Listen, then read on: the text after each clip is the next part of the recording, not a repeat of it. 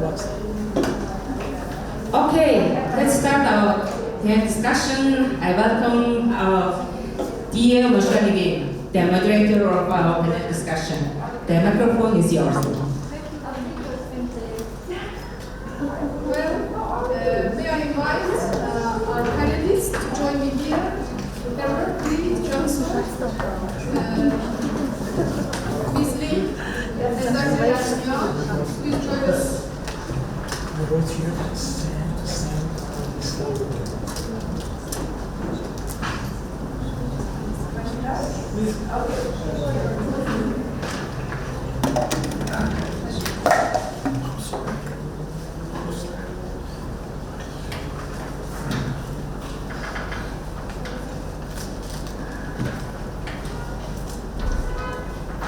Well, thank you very much, distinguished speakers.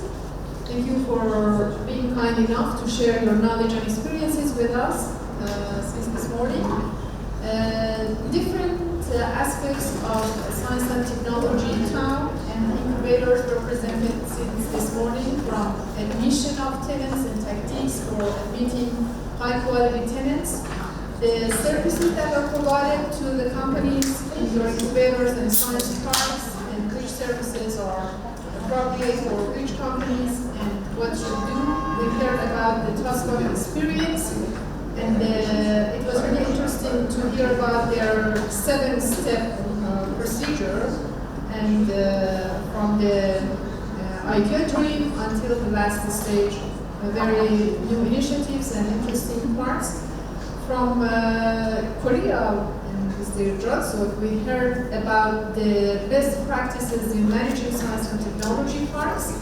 He shared with us the dialogue inequalities insights and also their activities and their initiatives in terms of managing science and technology parks.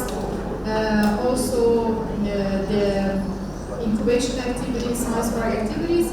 And also, for the last session, we had 2 speakers, Dr. Yazdian and also Ms. Lee, who very well elaborated on different metrics of science and technology parks and incubators and the evaluation procedure from 2 aspects, one from science park and the other one at the upper level from a science park association. So I hope the discussions have been useful to each and every one of you. We are now here and we will be glad to answer your questions. We expect that you raise your final questions to this one-day program, and our speakers are here ready to answer your questions. So please go ahead.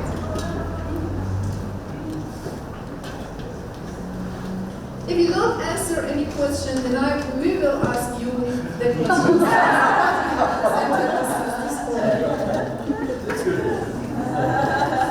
So, don't be shy.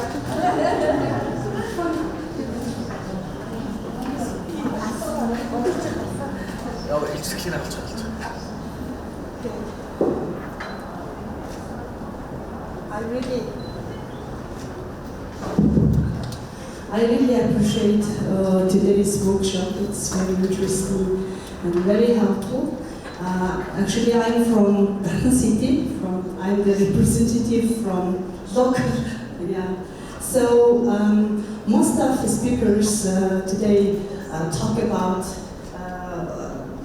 science park, especially the university-based science park. I'm also the local university representative.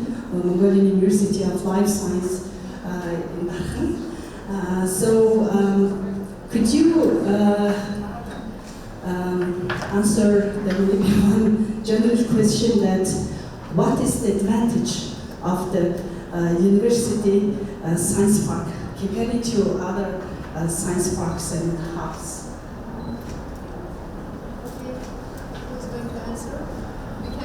Different viewpoints from different speakers. We can start with Johnson. This is the you can use that. That's Josh. So from universe-based science park perspective, you have the good advantage about getting the innovation. Professor in university develop technology, right? Especially Korean technology. So that they want some professor who develop the good technology want to develop their business, want to start their business, but they don't know how to do. So that once the science and technical park in the university, they can utilize or take advantage of those people who have already technology. So it's a good advantage because in other case, it's very difficult to have the innovation in the science park region, even though they call themselves science and technical park. Normally, many regions in the park don't have the good technologies. So that's why one of the biggest advantage is to have the talented professors who develop technologies. From my answer, tomorrow you will see more details when I share with you on the presentation slides, because I mentioned a bit of the generation of science parks. So the first generation would be around the technology push kind of model, where we anchor the organization that have technology as the first place and build the ecosystem around it. I think University Science Park is associated into that model. So the benefits, as Professor mentioned, once you have the knowledge supply in place, what you have to create is to find the other elements to bring out the knowledge and turn it into something valuable, right? So you build the ecosystem, you build key players around it. And secondly, in case of Thailand, when we thought about university science parks, because we see that it's make more sense in terms of investment, because the university is there, and we don't have to build from scratch, right? You have that resources in place, you have people, you have machines, device, equipment, you have labs, you have knowledge already in place. So we just built another mechanism to plug in to that knowledge, and then off we go. Yeah, thank you. Yes, why we need a science park? What science park doing? They're helping the small startup company to set up and grow up quickly and easily. So where come from the startups? The startups originally come from innovative technology, knowledge. So that is why university have rich resource on the modern front edge technology. And technology is ready to commercialize, to transfer to the products. So if you have rich technology is ready to transfer to the commercial products, that is the place most startups will start their business. So this is a very important advantage for the incubator and the science park close to university, work together with the university. Secondly, when you want to make your business successful, not only need work very hard, you also need a knowledge. Okay? You have to learn from the experience, from the technology, from the theory of the how to run the business. So university have the professors, have a huge number of books, right? So you can learn the knowledge from the university about how to run your business professionally. The third part is the university have a long history, have a longer history than your science park. Sometimes when you start a new incubator, a new science park, you might very much based on the reputation and the branding your famous university. You fully understand. Yeah. So based on that university's branding, reputation, make you more easy of the successful your science park and the incubator? Thank you very much. Actually, the three speakers very well answered your questions. Just to add one point, I want to refer to my presentation about different key role players in an innovation ecosystem.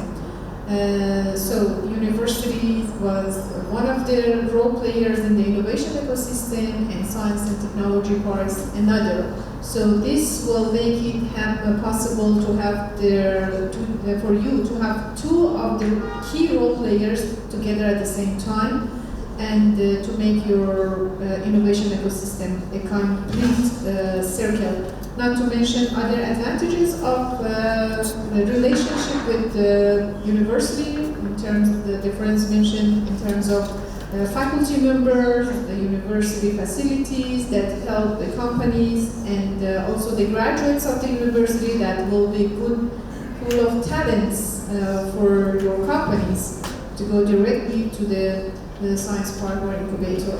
I think others rest, maybe Dr. Yazdian would like to add something. Only to add something. Maybe we can categorize science parks that supply-oriented or demand-oriented. Science parks that are related to large companies and organizations. For example, in Iran, we have some science parks under Ministry of Energy, under Ministry of Oil, under Ministry of, for example, Industry, and other science parks that are under supervision of Ministry of Science and Technology.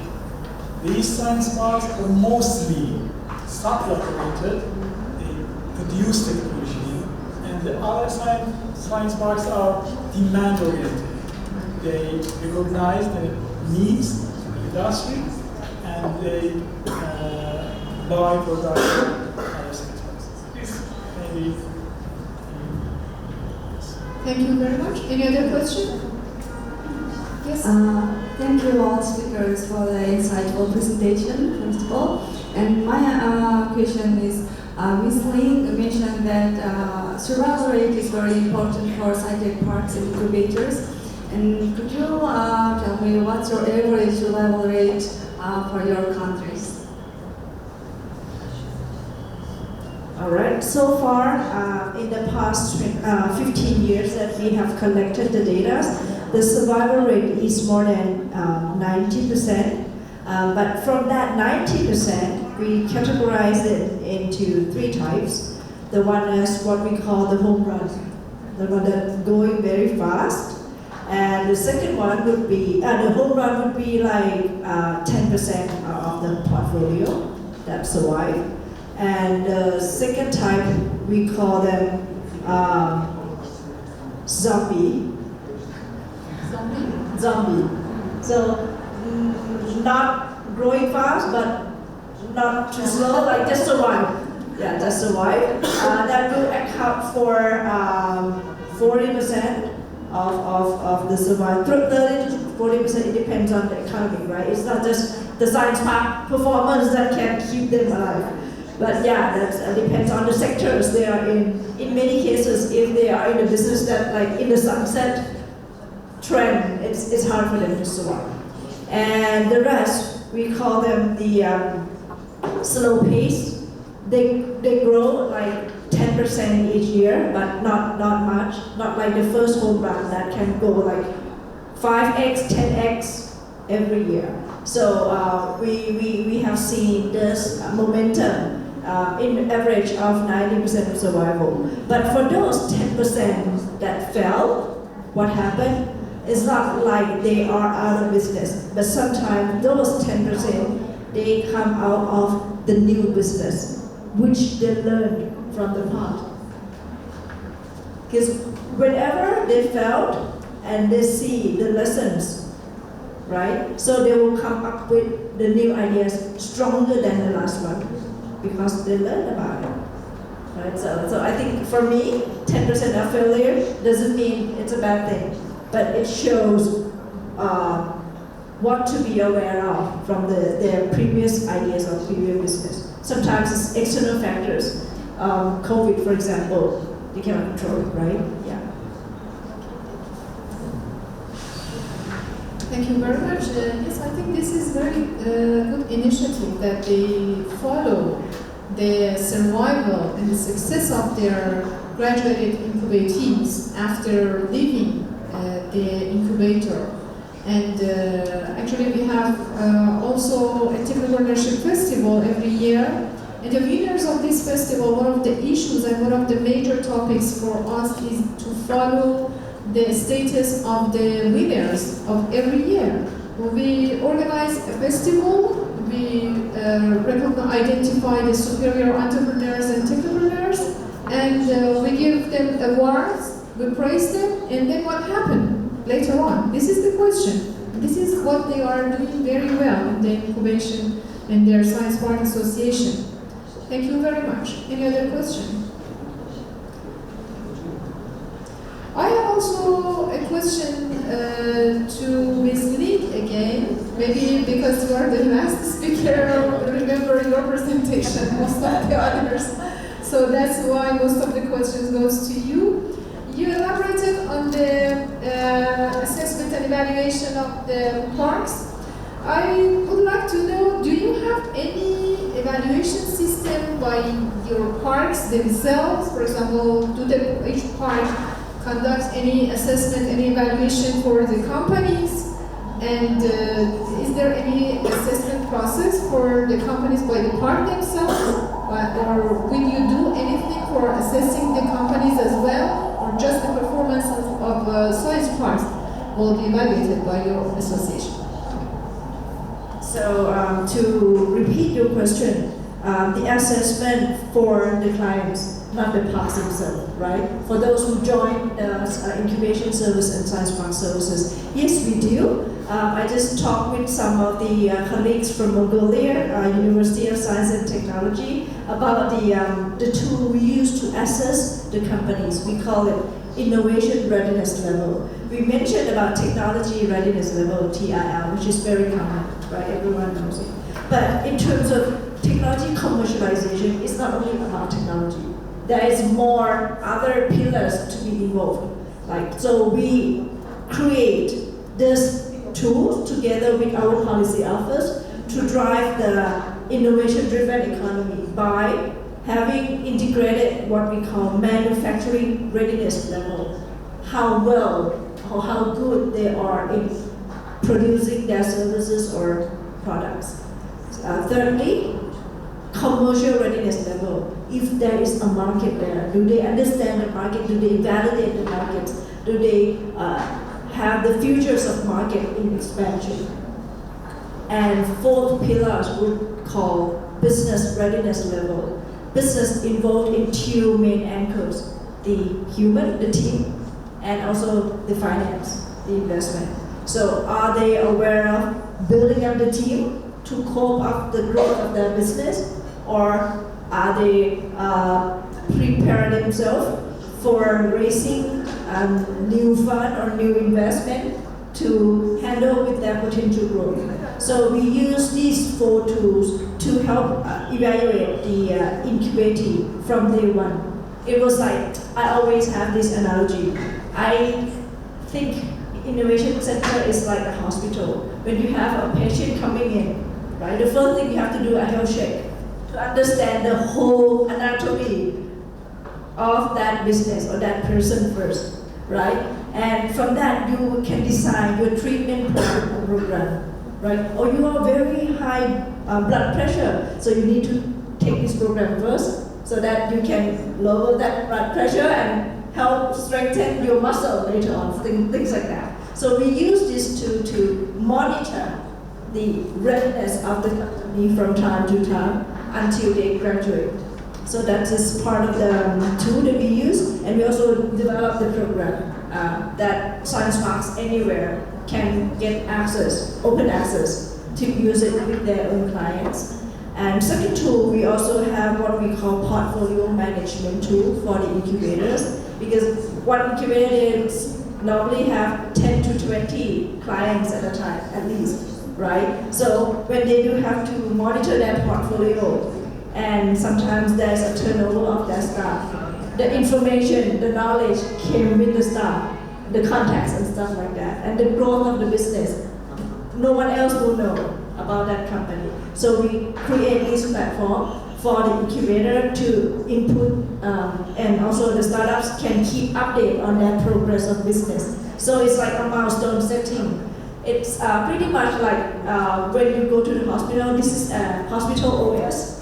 You can see what clients is in your database, what kind of treatment they have in which doctor are their mentors to treat them in different topics, different angles. So that's the system that we create to help the science park to do their job a lot easier. Yeah. Thank you very much. And can I ask how many science parks are members of your association, and how many companies are totally members in your association in science parks? In terms of science park members, we have 35 science park members, and for the companies, we consider them as the second tier of ecosystem partners. But not all the companies will be in our members, because our target is the national network of science parks and incubators. So in total right now, our science park members take care of 3,000 companies of just at a time. So that's the average number of the total ecosystem. Perfect. Yeah. Okay, thank you. Okay, since there are a few questions, I would like to add some comment about the first question. What's the advantage of science and technology park in the university? I think you are interested in more about the university-based science and technology park. Actually, I mentioned to you one of the biggest advantage in the university-based science and technology park. I told you there is a technology from the professor. The other advantage is very easy to hire talented employee, because their universities, you can hire your best student as your employee. That's another advantage. But that kind of to have a more effective result about creating startups in the university-based science and technology park, university-based science STP, let me call it STP. There should be the system. Otherwise, it's very difficult. For instance, if there is no incentive for professor to start companies based on his technology he developed, he will not do that. For instance, even in the US before 1980s, there is after before 1980, there was no system for professor to start their businesses based on their technology. Why? No incentives. But after 1980s, based on the Act. So I wonder if there is the kind of system to encourage professor to start their business. For instance, in Korea, when a professor, the technology, for instance, let me explain this first. The technology professor in the university belong to the university, right? The same situation. So ownership go to the universities, even though professor develop. But when technology professor develop commercialized or sold to the private sector, in our case, the professor who develop technology can get more than 6% of the revenue. 60 over 60. Get he can make money after selling. Another system, let me tell you, I wonder whether your professor can have the kind of leave of absence for starting their business. Normally, university don't allow or allow professor to start their business for his interest, for his making money. So even some Korean university, especially some private university, don't allow professor to start their business. So even though he don't get any salary during the leave of absence. So it's ridiculous, right? But most of the national university in our country, the national university, they can get a salary while doing his business in the teaching. So I started my business last month. I established my business.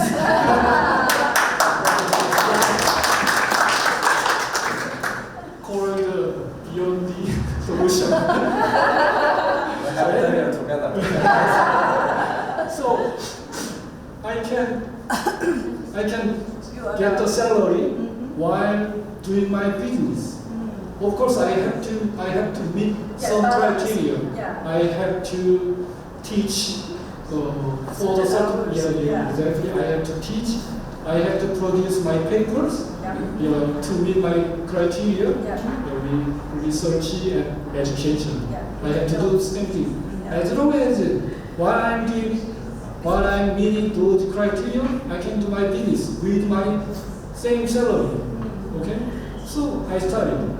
I can do that. So I wonder, that kind of incentive and system have to be, made, in place. Otherwise, professor don't need. Yes. So I would like to ask you, I wonder if there is the kind of a system for professor to start their business or for professor to commercialize or sell their technology.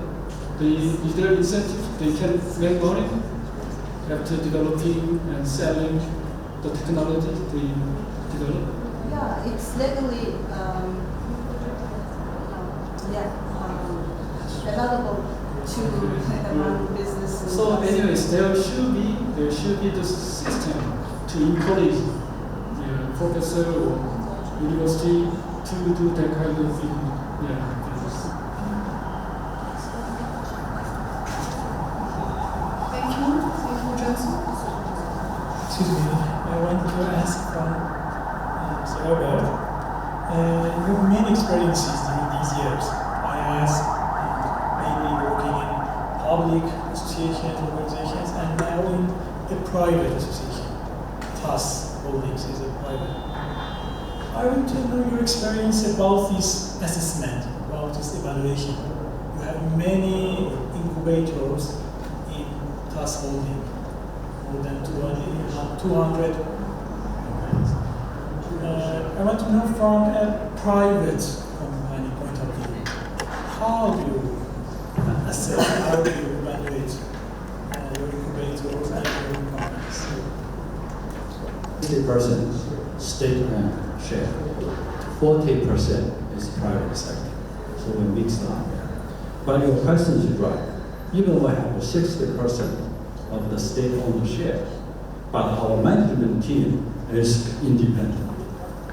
We run like a private. So our management team can make decisions. We need to go through the whole procedure like a public. So that is a good question. For 200 incubators around China, how can we use one piece of the rule to measure? No, it's impossible. I am very satisfied and happy to hear the Thailand experience. They have everything, every corner stand up. This is the direction. But for China, the country like China, they are totally different from place to place. So we don't have the system yet.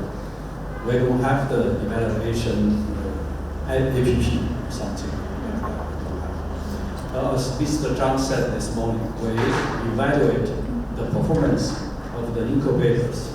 It's very much depend on when they started last year and how they performance district, we see the difference. Yeah, we can't go to different places to compare.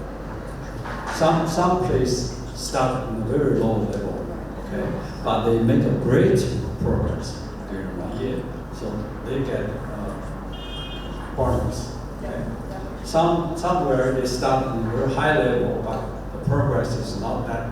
Even they are here, but we give the bonus to the people who work hard to make a big changes.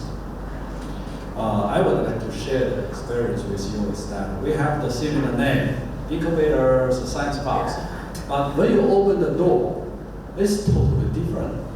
The tenant is different, the service content is different, and the way we provide support is also different. There's only one thing said, we want them grows up as quick as possible. Okay? By this target, we can use different content. We can use different ways of the support. Practically meet the local situation. Okay, thank you very much.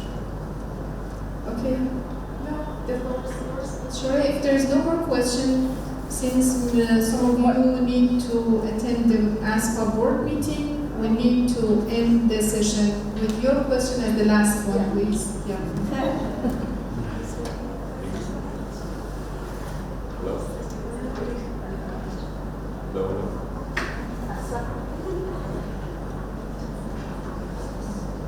Hello. Thank you for your thank you for sharing your knowledge. My question is that university today is optimized towards industrialization. You know, the university system is still the same since it was in industrialization era, right? It's a big topic in Mongolia. Mongolians don't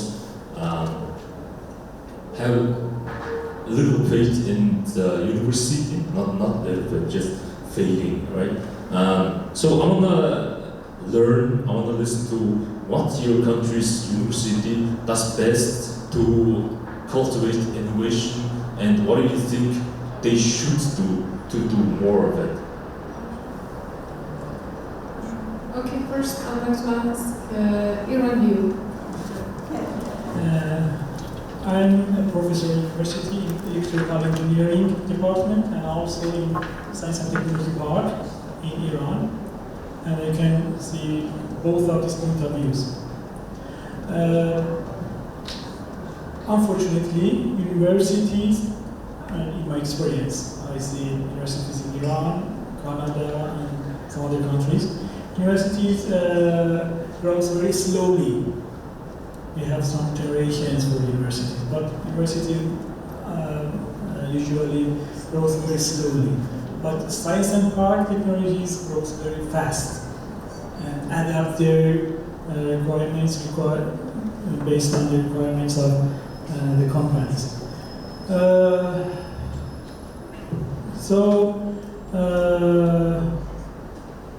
In terms of universities that has their own science and technology parks, I hope that the growth of universities are very faster because professors, for example here, professors see the companies, observe how they fast growth, and they are most eager to update themselves. But universities that have no science and technology parks are very, very slow, and I have no idea how to push them, how to pull the professors of universities, which are generation 1 and generation 2, to come into the technology section. Thank you very much, Herbert, your views, and please, very briefly. I think there's a reason why the university always depend, because the knowledge is there. People need so many years to learn knowledge, physics, chemistry, mathematics. How can you shorten this progress? And I think this is impossible. So we need a certain time to transfer the knowledge from generation to generation by universities. This is the reason. But I agree with your point. Universities have to catch up the faster development of the modern technology and society. How? I think open the science park. Let the science park in the front door of the university, maybe one way. So you bring the big companies in the front door, so the university can get information from the big company very quickly, so they can adjust the course they design for the student. They can provide the student more opportunity to work with the companies to know which part is important for their futures. Okay? And one more thing is that, believe me, the university will change. They will change quickly and quickly because the new technology is coming. When people learn from books, then people learn from PPT, then people learn from VR, then people learn from ChatGPT or something, right? So they will speed up the learning process so the university will go ahead.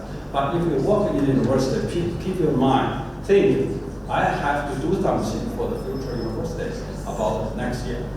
What you want to contribute for that. Every people do it, they will be changed. Thank you very much, because we have to end the session. I leave other answers for after the session. You can ask the speakers because we have to leave, so you can share your experiences with the participants, and you can ask your questions from those speakers that are still here to answer yours. I'm sure Professor Johnson also, since he's from a university, has good views and opinions to share with you. But since we have to leave, and to be there by 4 o'clock, I apologize. Thank you very much for your participation, and thank you for your and Science Park Administration for providing this opportunity to IRIS also to join you for organizing and conducting this workshop. And I really appreciate our distinguished speakers from different countries. Thank you very much for being here.